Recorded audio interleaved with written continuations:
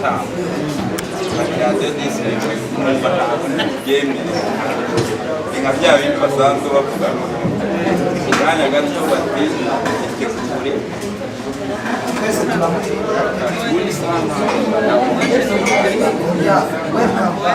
iyo rigeze saa kumi n'imwe ntabwo ariko njye bafite amafaranga saa kumi n'ebyiri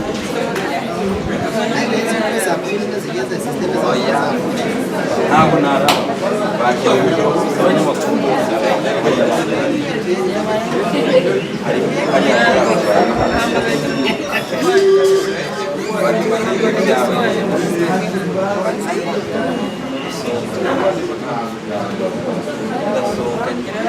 ntarasohoka umuryango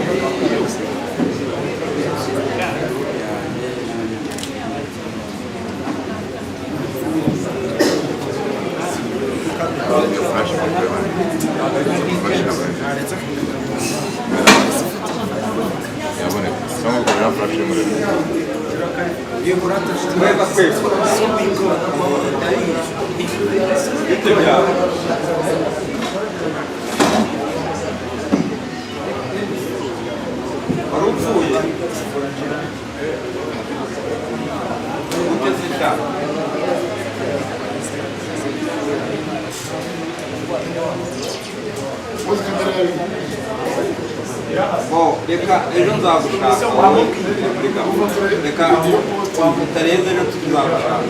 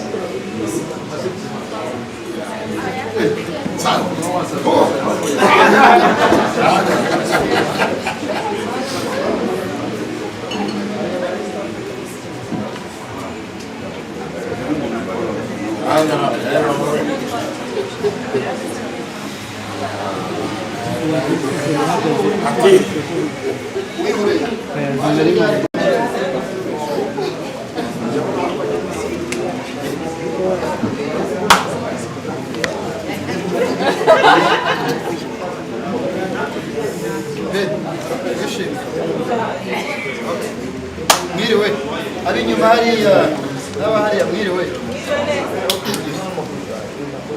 Iyi ni celebration ntabwo ari kenshi kuko ku muryango umugore n'abana kenshi bakira umuntu wari ndimbati yarikuwe ariko buriya ari hano metero bayisaba buriya ubushinjacyaha buracyafite iminsi 30 yo kujuririra icyemezo cy'urukiko si ugusubiza ibintu rudubi ariko nitunishima abasenga bakomeze basenge bwajurira butajurira nk'uko umucamanza yavuze ko ikirego cy'ubushinjacyaha basanze nta shingiro gifite bishingiye ku byo mwese muzi. Twizere ko habayeho no kujurira ubutabera yabona nk'uko bikwiye. Twashimira ubutabera bw'u Rwanda. Ntabwo Ndimbati ari Kampala, ntabwo ari we wa mbere urekuwe n'urukiko, si nawe wa nyuma. N'ejo hari abo bazakatira, hari nabo basomeye, bamwe barabakatira abandi bababere. Hatagira ngo utekereza ko habayeho umwihariko udasanzwe w'uyu mugabo, ahubwo basanze ibyakekwagaho nta shingiro bifite nk'uko n'ubundi umucamanza ajya yivuga mu buryo bumwe cyangwa ubundi.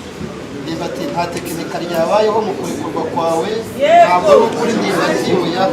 Basuzumye ikirego cy'ubushinjacyaha basanga ntabwo gifite ishingiro.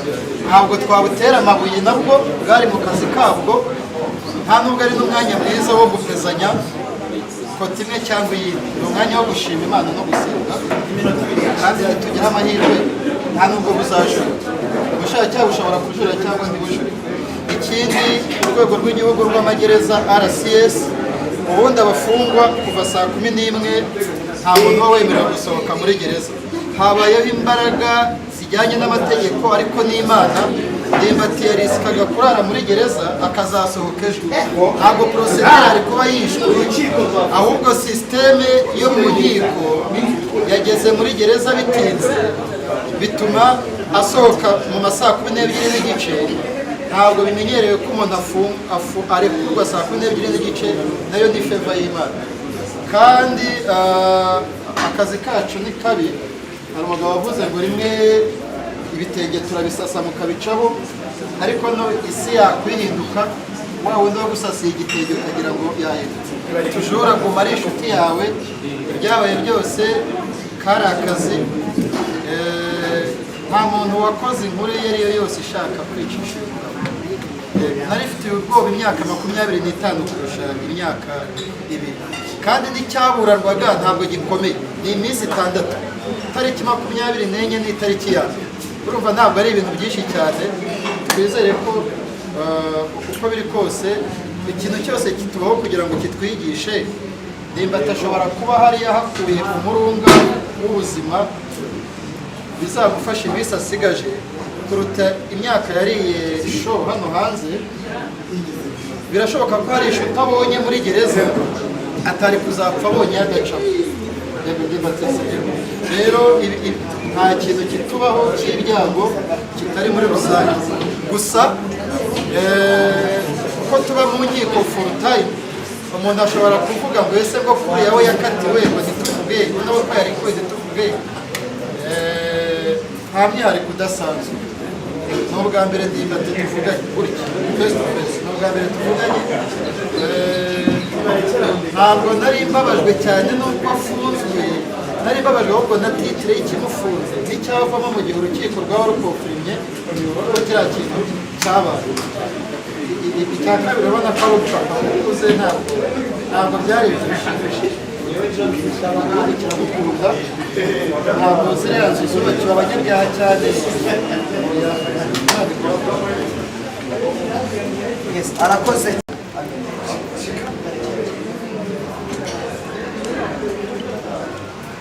Ndimbati yafashwe ku itariki ya 9 z'ukwezi kwa gatatu mu mwaka w'ibihumbi 2020. Uyu munsi turi ku itariki 29 z'ukwezi kwa 9 umwaka w'ibihumbi 2022. Kuva mu kwa gatatu kugera uyu munsi haraciye igihe kingana n'amezi 6.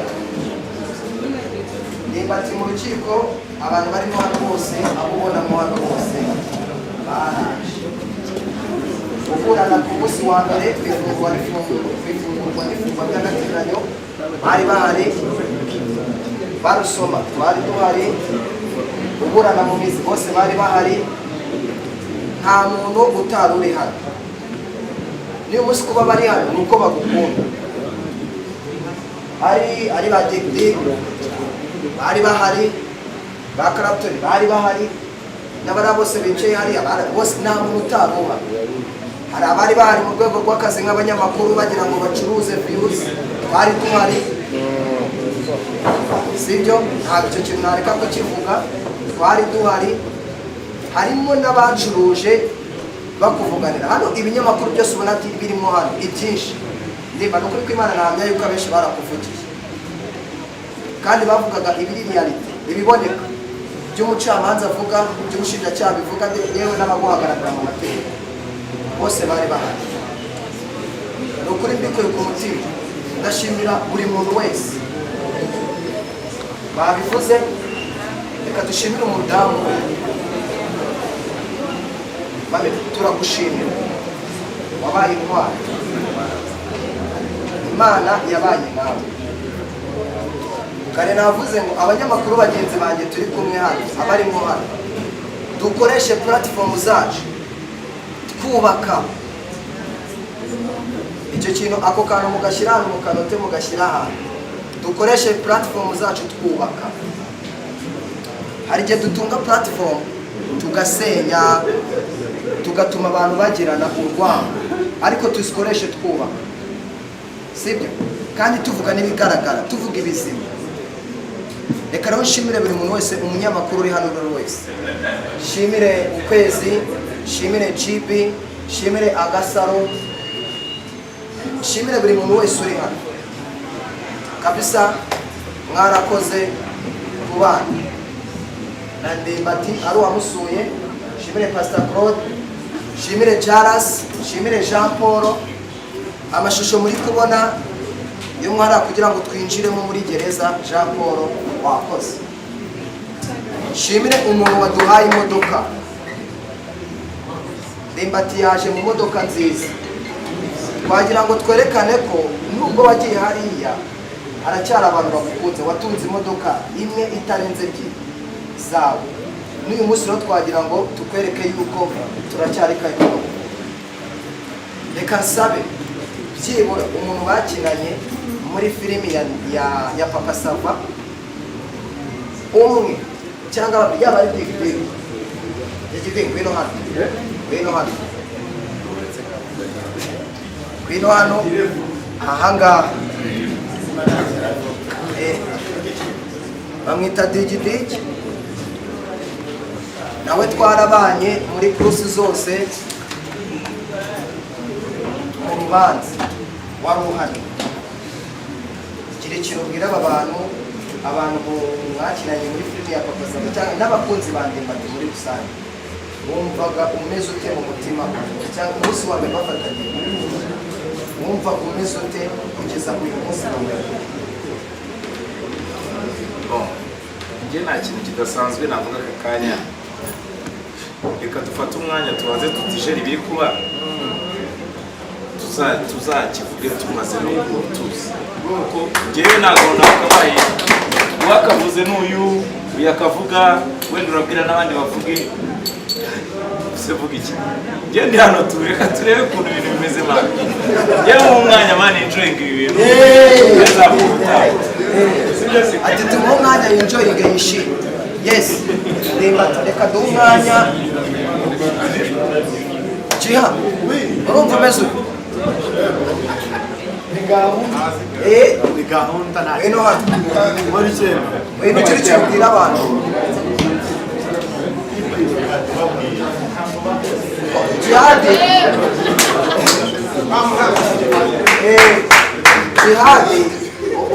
bavuze imyanzuro, yavuze n'uwari uri gusoma imyanzuro araceceka, yahise avuze induru. Jihadi wasabye Imana abiguhaye uyu munsi mu mutima ubaka kandi wajyanye kumuzana urumva umeze meze neza, sinatuza tumva nzavuga mu minsi 2 cyangwa 3, ariko Imana ishimwe kuganira n'ukuri kubwe ndanezerewe nta kintu kuva mu gitondo sindari ubundi bwo nje urashonje ariko rwose nzavuga Imana ishimwe neza. ngaho muhobere.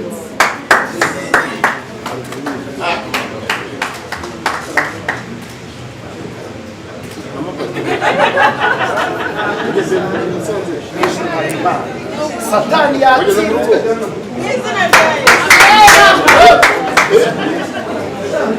Murakoze cyane. Reka dusabe abantu abaseriveri bahari baza icyuma Ndimbati akate arimo agaruka mu rugo.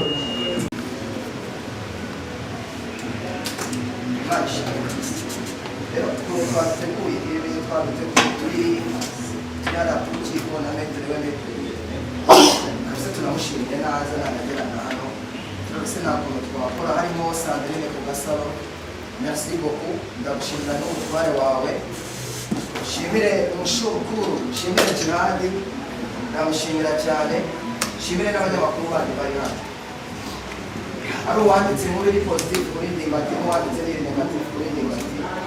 Uwo ari we wese mushimire, nabikoze nyine mu buryo kandi no kujya atekereza baravuga ati abantu bari buze hano ibibazo baragira neza twakire. Isi yaramaze, ntekereza ko nta mafaranga arataha ntayo, kandi nta nubwo ari natwe dukunda Ndimbati kurusha abandi bantu bose, ahubwo ni uko duhari. Shimwe Clapton nawe nonaha Ndimbati adutesitara aravuze ngo abagororwa hari aho barasohotse bararira, bifuzaga ko bagumana. N'ubushize murabizi ko bavuze ngo wari waratinze, aranasohotse nabwo bararira. twagiye kumufata muri gereza ariko ubona ko n'abayobozi be babayoboraga kabisa wumvaga ko ni umuntu witwaye neza wagaragaje ikinyabupfura kandi yagerageje kubera abandi imfura n'inama. Ubwo turaza gusaba abantu bari hano buri muntu aranywa ikiri mu bushobozi bwe uretse Ndimbati. Ako kantu mukumva uretse Ndimbati. Kandi ndatekereza hano mwese uwakubwira ngo wagurira ihene Ndimbati, wamugurira inkoko, wamugurira iki, wakigura. Ubwo Sandrine ngwino mfashe. Sandrine ariwe mushoramari wa mbere na Ben. Nawe njya muri kamera nabizi.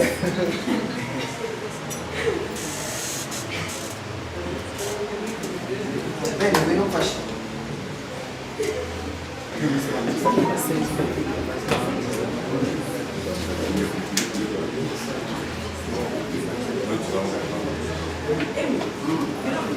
Abakameramani bari hano Ndimbati najya kuvuga ijambo nta muntu uri bwemererwe kubifata. Please icyo kintu tucyumvikanaho.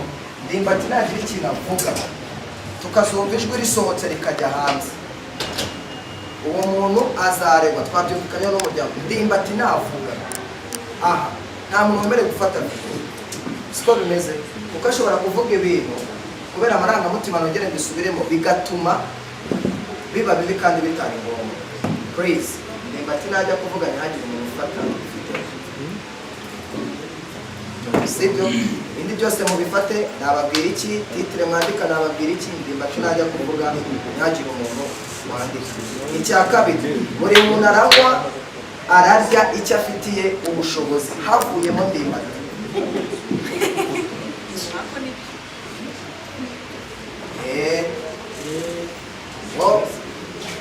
Uretse na Sandrine we yambaye ngo nakugurira byagenda gute manager. Okay, ndabona baje.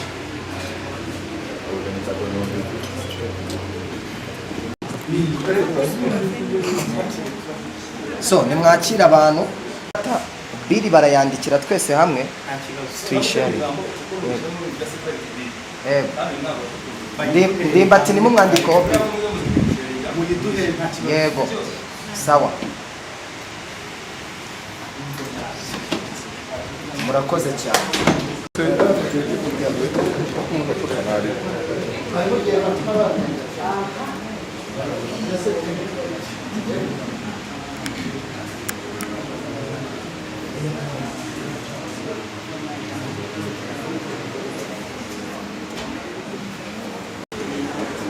abantu turi hano ntabwo turi ibintu byo gukora kuburyo twamufata amano ngo se twazana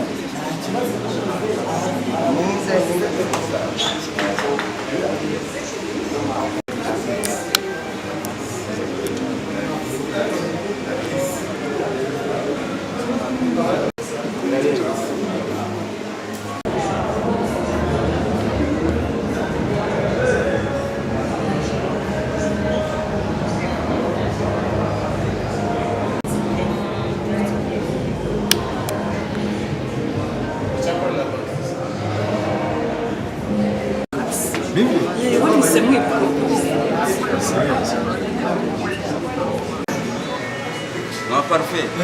Oui, bitte. Oya turi hasi.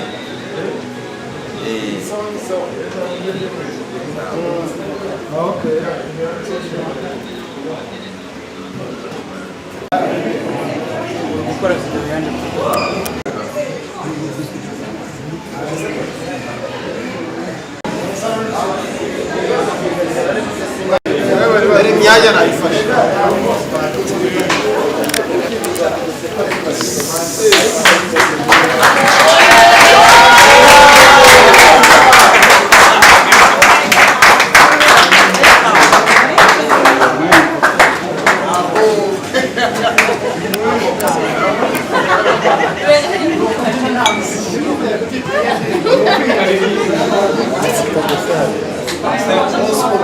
Muraririmba ngo iki?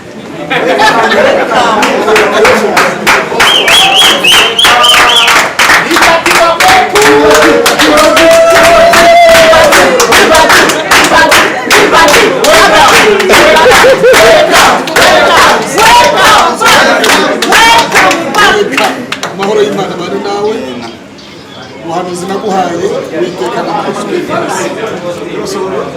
oya kamera ziriho ntabwo abajambo ubuhanuzi bwahanuye naravuze ngo uwiteka ari kumwe nawe ejo bundi ngiye magiranye kumusura ndababwira ngo iminsi mike uzasomerwa imana bani nawe ukuri kuwite na parasitide kandi mwari muri kumwe imana iguhe umugisha kandi turanezerewe dushimiye na mama w'abana ukoze akagashya uwiteka umugisha mwese muhabwe umugisha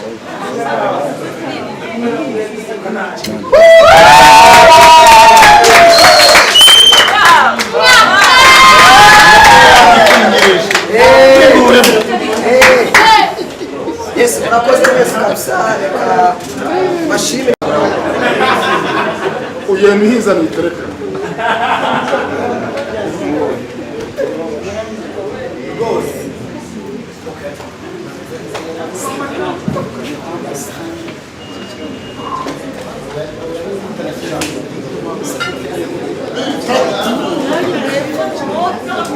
Emi, komeza.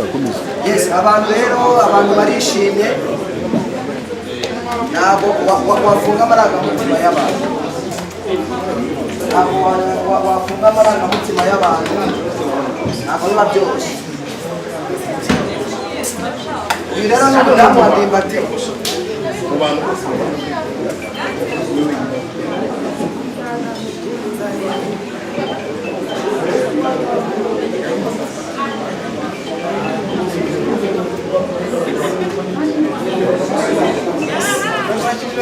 ubwo rero twizera ko buri muntu wese uri hano mureke tube hamwe reka sabe metere bayisaba Irene ntabwo namuvuyeho byibura agire nk'amagambo nk'abiri abwira abantu bari hano uko yiyumva mu mutima burya kuburanira umuntu bakamusabira imyaka 25 uwo muntu agataha uba warakoze akazi katoroshye reka sabe metere bayisabe arasabye ngo ntihagire umuntu umukamera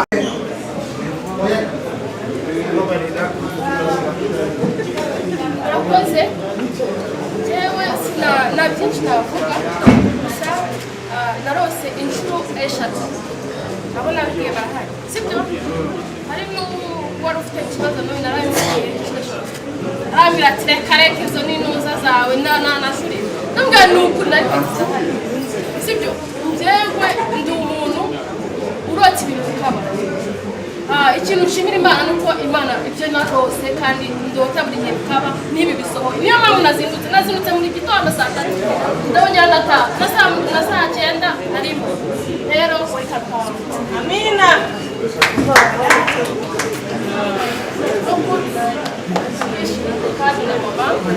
mama nizere ko umeze neza yes nizera ko ibintu bimeze neza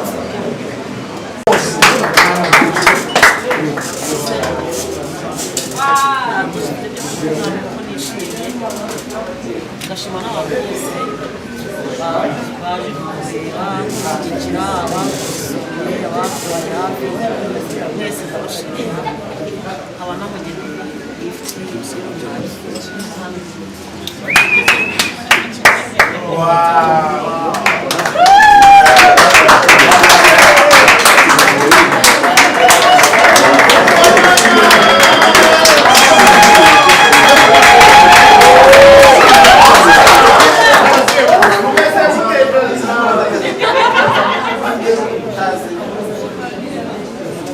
mami arakoze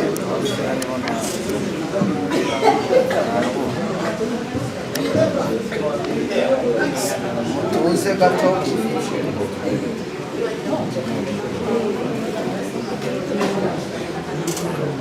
ntabwo biba byoroshye iyo umaze amezi 6 utabona umuntu wawe niyo wamara iminsi 3 ukamubona mu mutima biba bikomeye sindi mu mutima wa Ndimbati nubwo ndi mu mutima wa madamu we ariko ndizera ko bose barishimye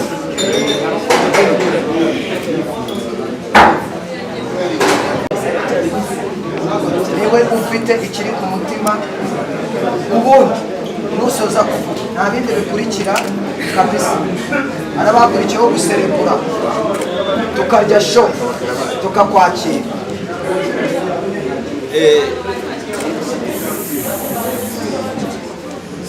Reka ndagerageza kuvuga cyane kuko n'ubundi nsanzwe nzi kuvuga, ni nabyo byari bintunze. Kuvuga rero ntabwo ari bibi, ahubwo ikibi ni ukuvuga ibibi. Kuvuga ni byiza, kuvuga ibibi nibyo biziririsha. Ntabwo rero mvuga ibibi. Mbere na mbere nagira ngo mumfashe buri wese ashima Imana mu mutima we, yumve ko buriya nta kiri hejuru y'Imana. Abantu barapanga, natwe tugapanga, ariko Imana yo ifite imipango yayo. Ndabashimiye cyane mu bantu shimira cyane. Ndashimira umufasha wanjye, nabivuze ni imbere y'itangazamakuru, kandi ntabwo mbivuze uyu munsi gusa, nzahora mbivuze. Amina. Mfite umugore utameze nk'abandi bagore, mfite umugore wihangana. Aho arahiye.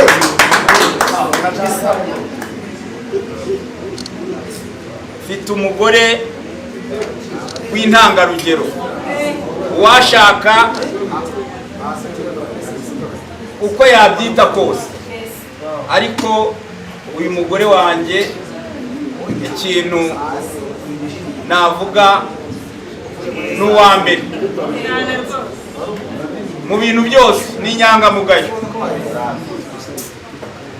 Uwo bagirana ikibazo yaba ari udashobotse. Ikintu cya mbere mushimira arihangana.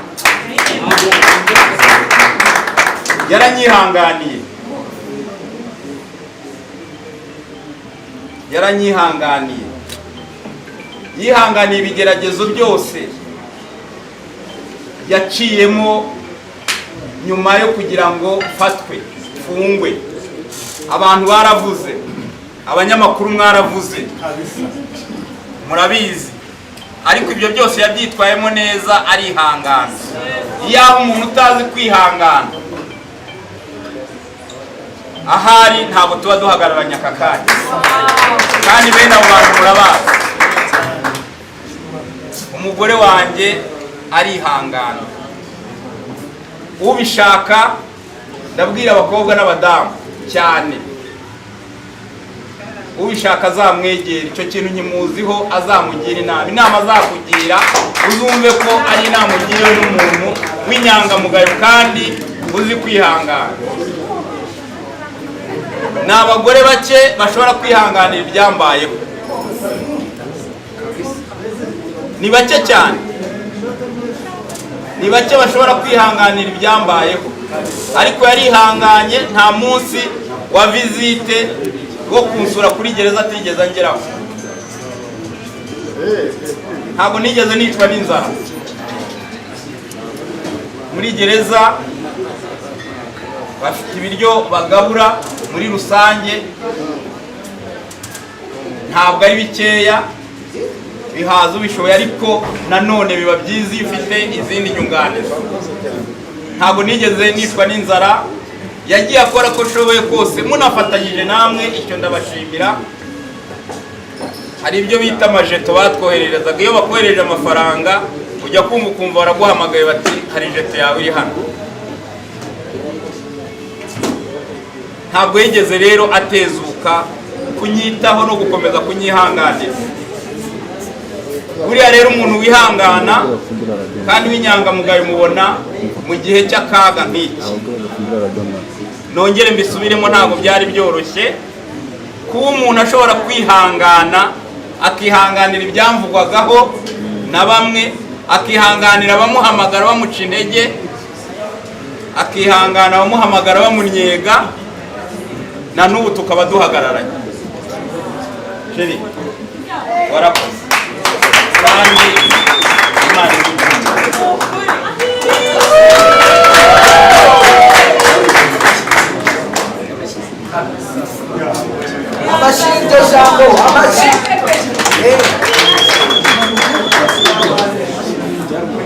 kandi ubunyangamugayo ndabizi ntabwo ugiye kuba ngo uzabukomeze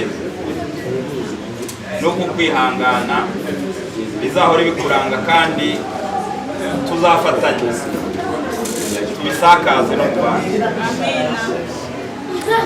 Ababishaka bazajya batwegera, urugo rwacu n'ubundi ni intangarugero nubwo hataburamo ibintu nk'ibi.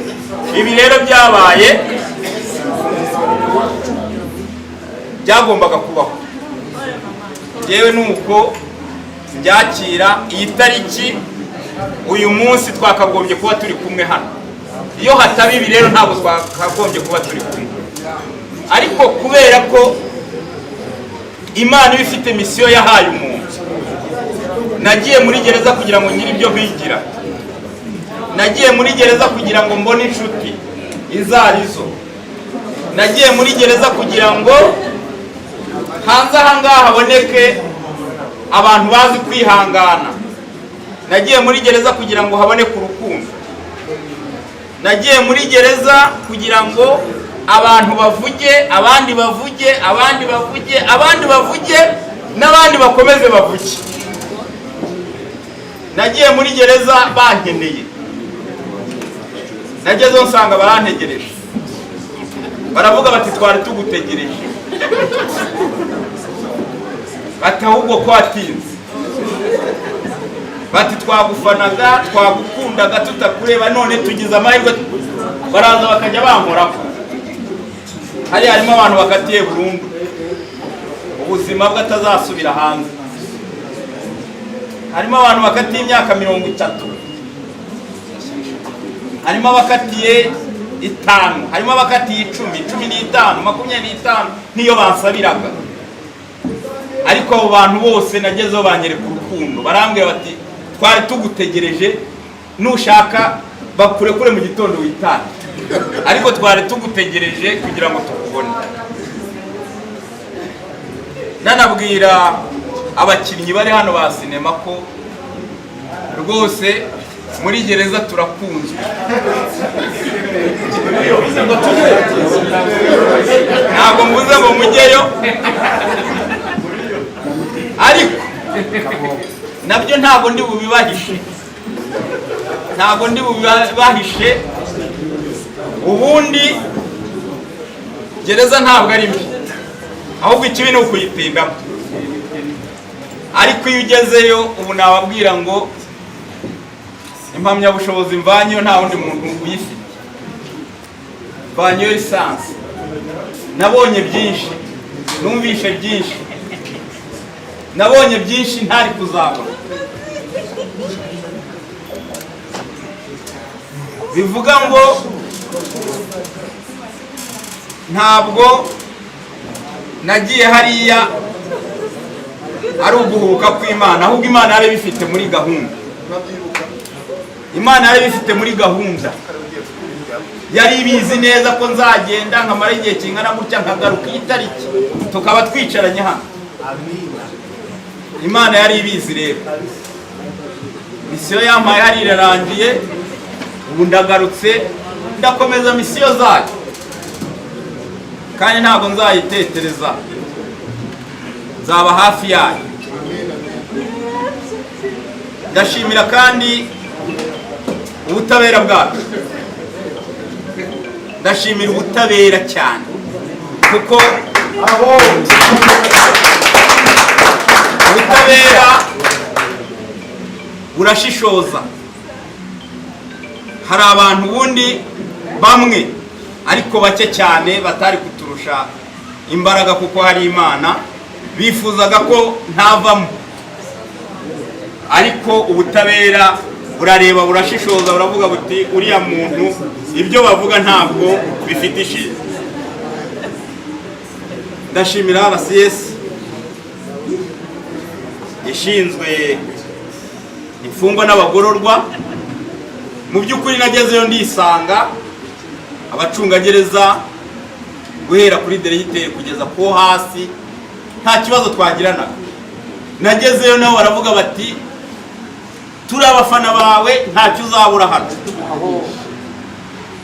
Nagiye nkora ibirori byinshi, muri gereza ngira ngo mwagiye mubibona, hari abanyamakuru, hari ibyo abanyamakuru babaga barimo, hari ibyo babaga batarimo, ariko mvuyeyo na n'ubu bavuga bati genda warakoze, twabanye neza, witwaye neza, ntabwo ariko twabikekaga ariko urakoze. Kugeza ubwo no mu gutinda diregiteri ntabwo yari ahari, yari ari mu nama, ariko ngira umugisha sohoka hageze nawe arambwira ati Imana iguha umugisha kandi twarishimye rwose, tuzajya tunagutumira no mu bitaramo uze no gusuhuza abandi bagusize hano. Murabyumva rero, mwabibonye aho twanyuze mu muhanda hose abantu bari bishimye kandi bari bishimiye ngewe. Ndashimira abanyarwanda rero, ndashimira abafana banjye, ndashimira abantu bose rwose bagize uruhare mu kunsengera ndetse no gutekereza ku byambayeho. Mwarakoze. Nyuma y'ubu ngubu ngiye kuruhuka, abanyamakuru rwose mwihangane nduhuke, tuzashaka igihe tuganire birambuye, ngende mbagezaho amakuru n'ibyiza byagiye n'ibibi nagiye mpura nabyo. Ntago namwibagirwa, uriya we ni umuntu uza ku rwego rundi. Bari barimo bavuga wenda ngo ntabwo nashimiye metere wanjye we birarenze. Irene ni metere w'abasitari. Numvishe n'akandi kazina ngo ni metere w'abashu. Metere warakoze kandi na n'ubu turacyari kumwe. Ibirebana n'amategeko byose, ibyo nzajya nkora, ibyo nzajya nsabwa gukora birebana n'amategeko, ntiwibwire ngo uzaba uri kure yanjye. Ni wowe.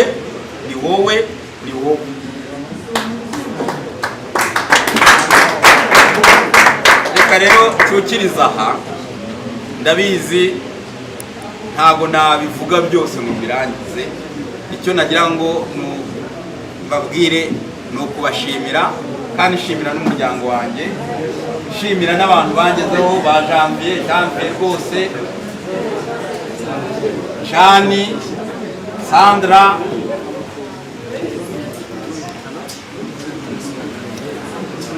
abantu bose ba Queen muri aho mwese, ba Kibonke, ba Digidigi, nabo ntavuze mu mazina, n'abagasongo rwose. Hari igitabo nzandika, ibintu byose nzabishyiramo, na niba bibamenyeshe, ntabwo wava hariya ngo ureke kwandika igitabo.